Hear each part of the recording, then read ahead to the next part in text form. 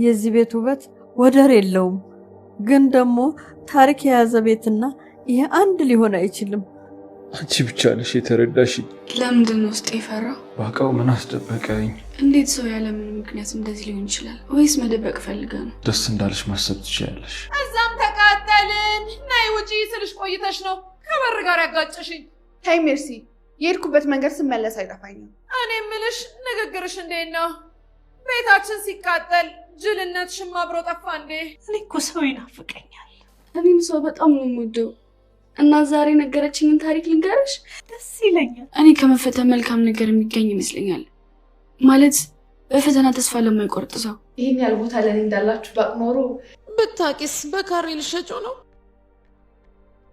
መሰረት። አቤት ዛራ፣ እንዴት ነው? ቤቱን በደንብ እየዞርሽ ነው? አዎ። ላንቺም እኮ ደረጃውን ያለ ስራ ከምትወጭና ከምትወርጂ ለምን ጥሩም ባንገትሽ ላይ ያስረንልሽ ቆሻሻ አውጡ እያልሽ በየቤታችን አዙሪ። ወገን አሁን ነው መሸሽ። እኔ እኮ ከተናገርኩ ምንም ነገር አይቀርም፣ ምንም ነገር አይቀርም። ከዛኛው ቤት የመውጣት አላማ አለ ብዬ በባለፈው ክፍል ጫፍ ጫፍ ነግሬያችሁ ነበር። ቢኮዝ ፊልሙ የተጀመረበት አንግል በጣም ትልቅ ነው። ማለትም ከፍ ብሎ ነው የጀመረው።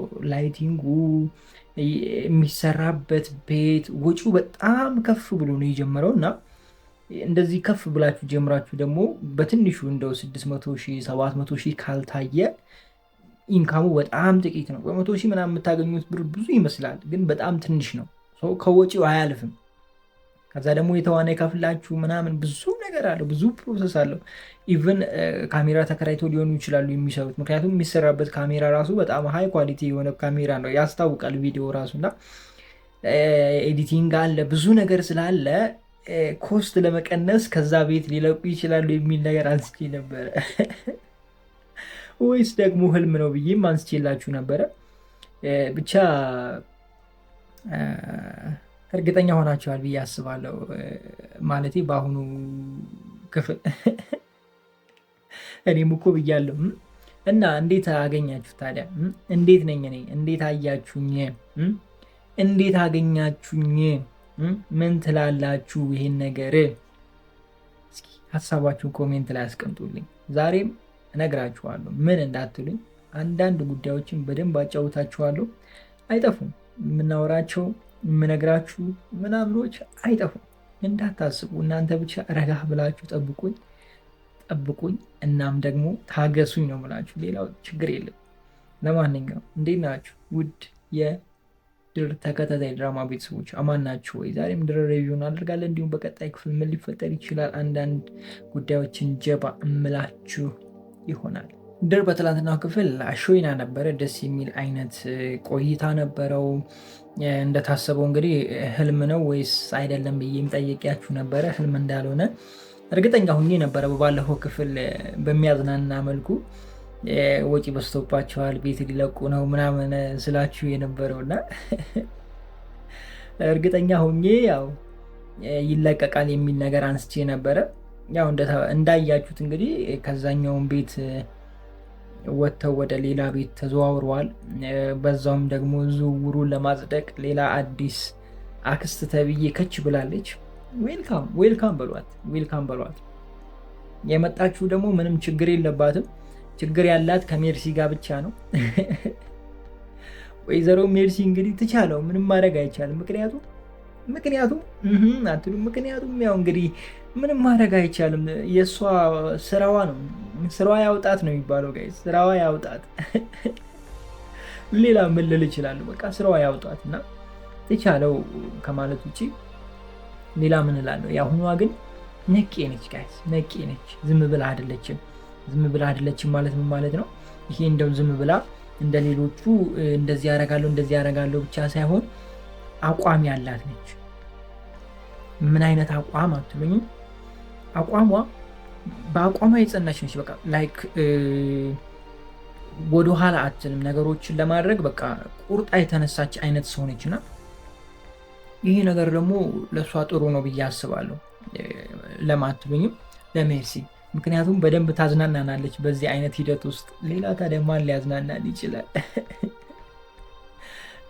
መጨረሻ ላይ ግን ጄሪ ምን አስባ ነው ቤሊንን እንደዛ ስታያት የአምነንን ጓደኛ ና ነገር ተመቻችቶልሃል ብላ ልታመጣው ነው ወይስ ደግሞ ራሷ የሆነ ነገር ልታረጋት አስባ ነው? ምንድን ነው የታሰበው? እስኪ ሀሳባችሁን ኮሜንት ላይ አስቀምጡልኝ። እንዴት ነው ነገሩ ጋይስ? ምንድን ነው የታቀደው? ምንድን ነው ያቀደችው ልጅቷ? ምን ታስባላችሁ? ሀሳባችሁን ኮሜንት ላይ አስቀምጡልኝ። ለማንኛውም እኔ ግን ላይክ ትነቃለች ብዬ ነው ማስበው። ቤሌን ምንም የሚፈጠር ነገር ይኖራል ብዬ አላስብም። ከቤቱ መጥፋት በኋላ ነገሮች የሆነ ረጋ ብለው ነው የመጡት። ማለት የሆነ የተጎዳ ነገር ቢኖር ምናምን ጥሩ ነበረ።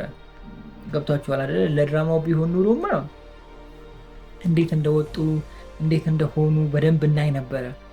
ግን ያው አላማውን ቅድም ነግሬያችኋል። አይ ቲንክ እንደዛ ይመስለኛል። የኔ አመለካከት እንደዛ ነው። ምክንያቱም ድራማው ላይ ምናልባት የድራማው ሂስትሪ ላይም ሊኖር ይችላል ይሄ ነገር። ግን ላይክ እኔ የማስበው ይሄንን ነው። ቢኮዝ ወጪ ከባድ ነው ጋይስ። ወጪ እና ገቢ ካልተመጣጠነ ከባድ ነው ሊሆን የሚችለው።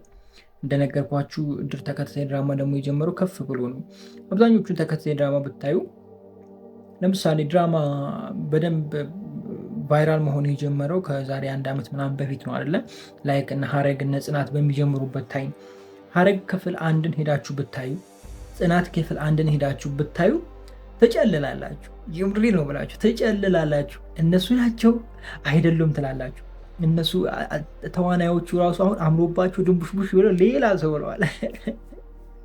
እንደገና ደግሞ ካሜራዋን ሲቀረጹበት የነበረው ካሜራ ቦታው ጥሩ ቦታ አልነበረም። ኤዲቲንግ ይቀረው ነበረ። የድምፅ ችግር ነበረው ማለት ሀረግ ብታዩ ካሜራ ማሩ በጣም ቀጭን ነበር መሰለኝ። ንፋስ ከዚህ ወደዚህ ያደርገዋል። ሴትዮዋ እየሄደች ሌላ ቦታ ሁሉ የሚቀርጽበት ታይም ነበረ እና እሱ ሁሉ ነበር አብሮ የሚገባው። ኤዲቲንጉ ደግሞ አንዴ ድምፁን ሲያጠፋ፣ አንዴ ደግሞ የማያወራውን ሰውዬ ሌላ ሰው ድምፅ ሲያስገባ፣ ብቻ ብዙ ነገር ነበረ። አሁን ያ ሁሉ እየተስተካከለ መጥቶ ከፍ ያለ ደረጃ ላይ ኢቨን ተመልካቾቹ ማነው ተመልካቾቹ አልኩኝ ተዋናዮቹ ራሱ ተቀይረው ሌላ ሌቭል ውስጥ ናቸው ያሉት። እና ልክ እንደዛ ቢሆን ወጪው ያን ያህል ስለሆነ ብዙም ችግር የለውም። እያሳደጋችሁ ስትሄዱ ችግር የለውም። ግን ይሄን የተጀመረበት አካሄድ በጣም ትልቅ ስለሆነ ትንሽ ይከብዳል ብዬ አስባለሁ። ሜቢ እንትን ካላቸው ያው አቅም ካላቸው ያን ያህል ብዙ አያሳስብም። በኋላ ላይ ማግኘታቸው አይቀርም። ምክንያቱም ድራማው ረጅም ከሆነ ጊዜ በኋላ በደንብ ቫይራል መውጣቱ ስለማይቀር ይስተካከላል የሚል አቋም ነው ያለኝ እኔ። እናንተ እስኪ ምን ታስባላችሁ? ሀሳባችሁን ኮሜንት ላይ አስቀምጡልኝ። ሌላ በትናንትናው ክፍል ለየት ያለ ነገር አለ ብዬ አላስብም። ያው ረጋ ያለ ነገር ነበር የነበረው። ብቻ አሪፍ ነበረ። ለማንኛውም በቀጣይ ክፍል እንገናኛለን። አይ ቲንክ ሰኞ 8 ሰዓት እንገናኛለን። በጣም ነው የምወዳችሁ። ክፉ አይንካችሁ፣ ክፉ ነው አልፏችሁ፣ ይሳካላችሁ፣ ይመርባችሁ፣ ቀናችሁ ብሩ፣ ሌታችሁ ብሩ ይሆንላችሁ እያልኩኝ እኔ በዚህ ወሰናበታችኋለሁ። መልካም ጊዜ። ሰዎች ሲፈን ምን ሆና ነው? ሲፈን ምን ሆና ነው? ኧረ ሲፈን ሙስጠፋንም ጨምራ ነው ሁሉንም ያረደደችው። ሴትዮዋ ምን ሆና ነው ጋይስ? ጤነኛ ነች ለመሆኑ? እንደው ጤንነቷ ጤነኛ ብትሆንማ መቼም ይሄን ነገር አታደርገም እንዴ? ድፍረቷስ እንደው አይንሽ እያየ ይህንን የሚመስል ቤት እንደው ለሰዎቹ እንኳን እሺ ባትሳሺ ተይው። የዘንድሮ ሰው ለሰው ምንም አይደለም። ለሰው ምንም የሚሳሳ ሰው የለም። ለሰው ችግር የለም። የሰው ህይወት ምናምን ችግር የለበትም። ነገር ግን ይሄ እንደው ይሄ ምን እንደሚባለው ጋይስ ይሄን የሚመስል ቤት እያየሽ እንደው ኧረ ተይ ሲፈንት ያንቺስ ከፋ። እንዴት ናችሁ ውድ የድር ተከታታይ ድራማ ቤተሰቦች? አማን ናችሁ ወይ? እኔ ያለሁላችሁ። ዛሬ ቀልቤ ተገፈፈ እንጂ አለው ቀልቤን ግፍፍ አደረገችው እንዴ! ይቻላል እንደዚህ ጋይስ? ይቻላል ወይ? ችግሩ እኮ ይሄ እኮ ነው። አሁን ኢትዮጵያ ውስጥ እኔ ይቻላል ወይ ነው ጥያቄ የማነሳው። የውጭ ፊልም ወደ አማርኛ ሲመጣ ጥያቄ ያነሳለሁ። ምን አይነት ጥያቄ? ይቻላል ወይ? እንደዚህ ይቻላል ወይ እንዴ? ይሄን የሚያክል እንትን እንዳለ ከክፍል እስከ ክፍል ከደረጃ እስከ ደረጃ አልቀራትም። ነስነሳ በቃ ልኩስ። ኧረ እሱ አስከፋ። እሺ በቀጣይ ክፍል ምንድን ነው የሚፈጠረው? ምን እናያለን? ይተርፋሉ ወይስ አይተርፉም? ምን ታስባላችሁ? ወይስ ደግሞ ይሄ ነገር ሀሳብ ይሆን? ህልም ይሆን እንዴ? ህልምልም በሉ ህልምልም በሉ። እኔ ይሄ ነገር ከተፈጠረ አንደኛ 3 ነገር ነው ልነግራችሁ የምችለው። ይሄ ነገር የሚሆንበትና የማይሆንበትን መንገድ ልንገራችሁ። በአጭሩ 3 መንገዶችን ልንገራችሁ። አንደኛ ፊልሙ ከእንግሊዝኛ ወደ አማርኛ ስለሆነ የመጣው ይህንን ነገር ሊያደርጉት ይችላሉ። ምክንያቱም ከዛ ወደዚህ ስለሆነ በዚህ መልኩ ሊያሳዩን ይችላሉ። ሁለተኛ አትሉኝም? ሁለተኛው ሊሆን ይችላል በኢትዮጵያዊም በኩል ከሄዳችሁ ሊሆን ይችላል። እንዴት ካላችሁኝ ድር ተከታታይ ድራማ የመጣበትን አንግል ታውቃላችሁ። ማለት በጣም ሂውጅ አይነት እንትን ነው የመጣው። በጣም ከፍ ያለ ወጪ ይዞ የመጣ አይነት ፊልም ነው። ከትንሽ አይደለም የተነሱት፣ ቀጥታ ከትልቅ ነው የተነሱት። የቪዲዮን ኳሊቲ ብታዩ፣ የሚሰራበትን ቦታ ብታዩ መቼም የግለሰብ አይደለም። አይ ሁሉ ተከራይቶ ነው ሊሆን የሚችለው። የሚቀረጽበት ቦታ፣ ቤቱ ያለው ሁኔታ፣ ካሜራው ራሱ፣ ይህንን ቪዲዮ ደግሞ ኳሊቲ ቪዲዮ ኤዲት ለማድረግ ያለው ወጪ የሀገር ወጪ ነው።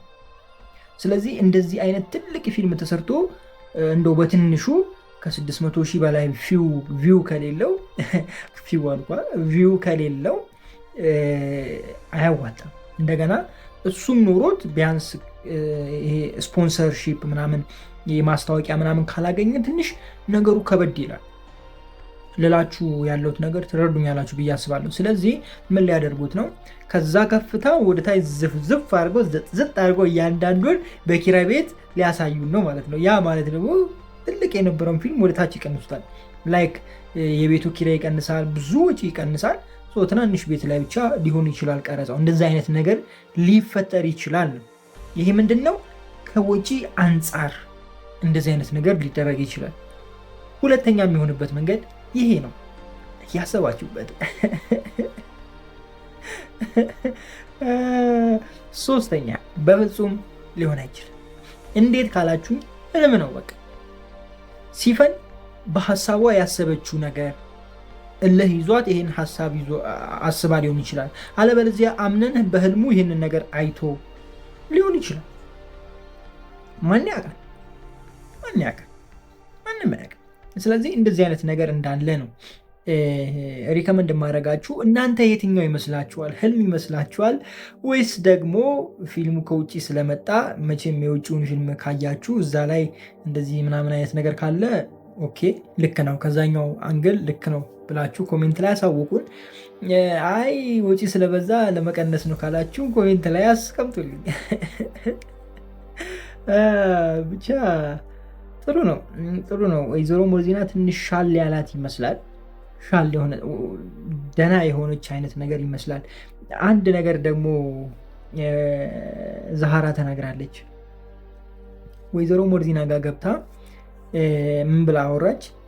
አይ ሜርሲ እችን ሴትዮ እንዳልሆነ ሆነ አደረገቻት፣ ምን ሰታት ቢሆን ነው ብላ አወራች። እና ይህንን ነገር ደግሞ ሞርዚና ሰምታለች እና የተወሰነ ወደ ራሷ መመለስ ላይ ያለች ይመስለኛል። እና ይህንን ነገር እየተረዳች ይመስለኛል፣ ወይም ደግሞ እየሰማች ይመስለኛል። እንደዛ ነው የሚሰማኝ እኔ። ምክንያቱም የትላንትናዋ ሁኔታ ስታዩ ላይክ የሆነ ፊል የምታደርገው ነገር ሁኔታዋ ምናምን የተሻለ አይነት ነገር ወይም ጤነኝነት ነገር እያሳየችን ነበረ። ምክንያቱም ይሄ ቤት ውስጥ ይጨንቀኛል፣ ብቻዬን ይጨንቀኛል ማለት ላይክ ወደ አይምሮ ስትመለሱ ይመስለኛል እንደዚህ አይነት ነገር ፊል የምታደርጉት። እና ይሄ ነገር የሆነ ያስታወሰችው ወይም ደግሞ እየተሻላት እንደሆነ ነው እኔ የሚሰማኝ። እናንተ ምን ታስባላችሁ? የአምነንና የቤሊን ጉዳይ ደግሞ እዚህ ጋር ነን ሲሉ እዚህ ጋር በባለፈው ክፍል እንዳለ ጣራ አድርጎ አንዴ እዛ ፎቅ ላይ፣ አንዴ ሼልፍ ላይ፣ አንዴ ምን ላይ ሼልፍ ምንድን ነው ጋይዝ? ወይ ቴራዝ ላይ ለማለት እኮ ነው ሼልፍ ያልኩት። አሁን ሼልፍ ምንድን ነው? እሱ ሼልፍ እኔ ስሙ ራሱ ኬት እንደመጣ አላቆም፣ ትርጉሙን አላቆም፣ ኬት እንደሚመጣ ቃሉ እኔ እንጃ። አንዴ ቴራስ ላይ፣ አንዴ እዛ ጋር፣ አንዴ ኮሪደር ላይ። በቃ ባለፈው ክፍል ላይ አይታችኋል። በቃ እያያዘ እልም ሲያረጋት ነበር። በዚህኛው ክፍል ደግሞ በቃ ይሄ እኮ ነው ችግሩ። ይሄ እኮ ነው ወንዶች ችግራችሁ ይሄ ነው። ያገኛችሁትን ካገኛችሁ በኋላ ዝም ትላላችሁ። በቃ የሆነ እስከ 3 ቀን 4 ቀን ምናምን ትታገሳላችሁ። ከዛ በኋላ ደግሞ ያገረሽባችኋል፣ ትዝ ይላችኋል። ከዛ ደግሞ እንደገና እንትርክ ትጀምራላችሁ። አይ እንደው ምን ይሻላችኋል? ከዚህ በፊት የነበረው ሪቪው ላይ በደንብ አንስቼዋለሁ ስለ ፍቅር እና ስለ ትዳር ምናምን አንስቻለሁ። ለትዳር ምን አይነት ሰው ትመርጣላችሁ የሚል ሀሳብ አንስቼ ነበረ። እኛ ወንዶች ብዙ ጊዜ ለትዳር የምንመርጠው ከማንም ወንድ ጋር ወይም ደግሞ ከሌላ ወንድ ጋር ሪሌሽንሺፕ ውስጥ ያልገባችን ሴት ነው ለትዳር የምናስበው ብዬ አንስቻለሁ። ይህን መስጠራጠሩ ከሆነ በአካባቢ ያላችሁ ወይም ደግሞ በአካባቢያችሁ ያለው የምታውቁትን አንዱ ወንዱን ሰው ወይም ደግሞ ወንድማችሁም ካለ ጠይቁት፣ ይነግራችኋል። ምንም አይነት በቃ አስቸጋሪ የተባለ አይነት ወንድ ቢሆንም ያ ሰውዬ የሚመርጠው ግን ለትዳር ጤነኛ ከማንም ጋር ሪሌሽንሺፕ ያልጀመረች ምናምን አይነት ነገር ነው አብዛኛው ሰው የሚፈልገው። ለምን እንደሆነ ታውቃላችሁ? ፍቅር ውስጥ ያለች ሴት ለምሳሌ ከዚህ በፊት ፍቅረኛ የነበራት ሴት ተጣልተዋለች፣ በቃ ተለያይተዋል ከዛ ሰው ጋር። ግን የመጀመሪያ ፍቅረኛዋ ነው ልበላችሁ። ከኔ ጋር ተጋባች፣ ከሱ ተፋታ። ከዛ ከኔ ጋር እየኖረች ከዕለታት አንድ ቀን ሰውየውን በሆነ አጋጣሚ ተገናኙ። ለምሳሌ ሱፐር ማርኬት ተገናኙ። ከዛ በቃ እንዴት ነሽ ደህና ነሽ ተባባሉ፣ ስልክ ተቀያየሩ። ከዛ ማውራት ተጀመረ። ከዛ እስኪ ቁርስ እንብላ ምሳ እንብላ፣ በቃ ችግር የለውም ጓደኛዬ ጋር ብላ ትሄዳለህ። ከዛ እንደው በሰላም የሚመለሱ ይመስላችኋል ጋይስ? ምንም የማያደርጉ ይመስላችኋል? ከኔ በላይ እሱን ነው የምትወደው። እውነቱ ድንቀራችሁ እሱን ያገኘችለት እሱ ነው የምትወደው። ከኔ ጋር ያላት ነገር ምንም ያን ያህል የሚካበር ነገር አለ። ምክንያቱም ከኔ ጋር ያደረገቻቸው እያንዳንዱ ነገር ከኔ በፊት ያደረገችው ሰው አለ። ለምሳሌ ስጦታ መስጠት፣ ለእሷ ስጦታ መስጠት፣ የሆነ ቀለበት ማድረግ ሊሆን ይችላል። በቃ እሷን ሰርፕራይዝ ማድረግ ሊሆን ይችላል። የተለያዩ ነገር ማድረግን በእኔ አይደለም የተማረችው በመጀመሪያ ፍቅረኛዋ ነው። ገብቷችኋል አይደላችሁ? የፈለኩት ነገር ሌሎች ነገሮችን በሱ ነው የተማረችው። ስለዚህ እቺ ሴትዮ እኔ የማደርግላት ነገር ያን ያህል ምንም መስሎ አይታያትም። ደስ ይላታል፣ ደስ አይላትም አይደለም፣ ደስ ይላታል። ምንም ብታደርጉ ደስ ይላታል። ግን ከኔ በላይ እሱን ነው የምታስቀድመው። ይሄ ደግሞ ትዳራችሁ ላይ ጤነኛ ነገር አይፈጥርም ብያችኋለሁ። ለምሳሌ አምነንን አንስቼ ቤሌንን አንስቼ አውርቻለሁ። አምነን ቤሌንን በጣም ይወዳታል፣ ግን አግብቷል። ማግባቱ ግን የቤሌን ፍቅር እንዲቆርጥለት አላደረገም። ገብቷችሁ አላላችሁ? የፈለግኩት ነገር የእሱ እንትን ትክክል አይደለም ምናምን ልትሉ ትችላላችሁ፣ ግን ሌላውም ጋር ብትሄዱ እንደዚህ ነው። ስለዚህ